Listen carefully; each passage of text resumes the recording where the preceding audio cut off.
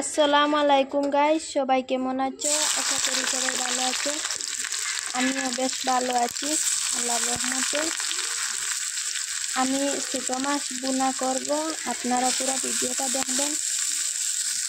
স্বাদ মতো লবণ দিয়ে প্রথমে আমি পেঁয়াজগুলা একটু লাল লাল করে ভাজা করে নেব। এবার আমি সব মশলা দিয়ে দেব। মরিচের গুঁড়া, হলদি গুঁড়া, ধনিয়া গুঁড়া, আদার গুঁড়া আর 4 পিস সাত করা, এগুলো আমি দিয়ে দেব।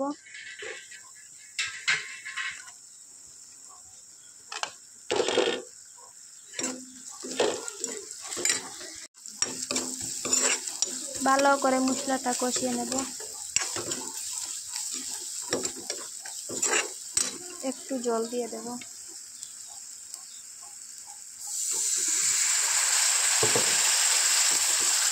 একটু পরে মাছগুলা দেব, করে দেখাচ্ছি।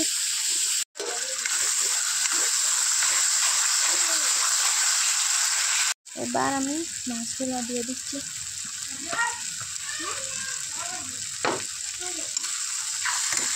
আবারও একটু জল দিয়ে দিচ্ছি। আবারও কিছুক্ষণ ঢাকনা দিয়ে জাল করে নেব।